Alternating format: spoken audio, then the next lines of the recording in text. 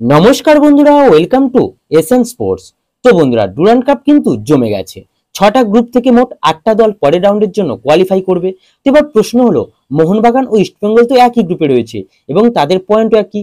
দুজনেই দুটি করে ম্যাচ খেলেছে, দুটি করে ম্যাচ দুজনেই জিতেছে, পয়েন্টও সমান। কিন্তু গোল পার্থক্যের দিক থেকে মোহনবাগান ইস্টবেঙ্গল থেকে এগিয়ে রয়েছে, কারণ মোহনবাগান কাল 6-0 ইন্ডিয়ান এয়ারফোর্সকে হারিয়েছে। আর ডার্বিতে যদি মোহনবাগান হেরে যায় বা ইস্টবেঙ্গল হেরে যায়, তাহলে সেখানে দুটি টিম কি একসঙ্গে আদৌ পরের রাউন্ডে কোয়ালিফাই করতে পারবে?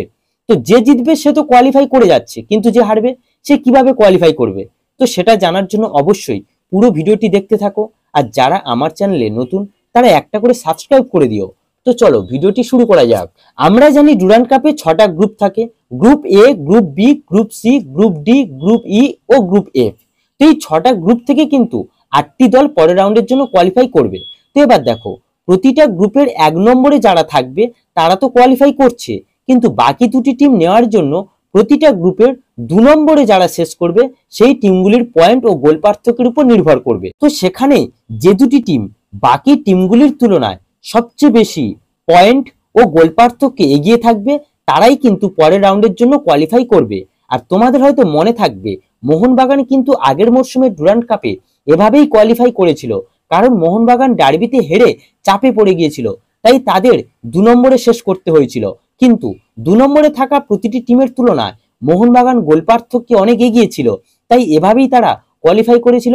এবং মনে আছে হয়তো, শেষ পর্যন্ত ডুরান্ড কাপ চ্যাম্পিয়নও হয়েছিল মোহনবাগান। তো এভাবেই কিন্তু এই সিজনে মোহনবাগান ও ইস্টবেঙ্গল পরের রাউন্ডে একসঙ্গে দুটি টিমই কোয়ালিফাই করতে পারে।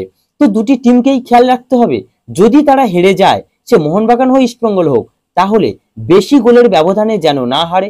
যদি বেশি গোলের ব্যবধানে হারে, তাহলে পরের রাউন্ডে যাওয়াটা কিন্তু খুব কঠিন হয়ে পড়বে। এছাড়া কিন্তু আরো একটা রাস্তা আছে, যদি ম্যাচ ড্র হয় তাহলে তো মোহনবাগান অবশ্যই কোয়ালিফাই করছে, কারণ মোহনবাগান টেবিল টপার হয়ে যাবে, কিন্তু ইস্টবেঙ্গলও কোয়ালিফাই করার চান্সটা অনেক বেড়ে যাবে।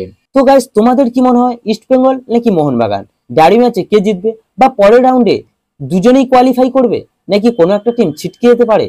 তা কিন্তু তোমাদের ওপিনিয়ন অবশ্যই কমেন্টে জানাতে ভুলবে না। তো গাইস, এই ভিডিওতে এই আপডেটটি জানানোর ছিল। যদি ভিডিওটি ভালো লেগে থাকে তাহলে অবশ্যই লাইক ও সাবস্ক্রাইব করে দিও।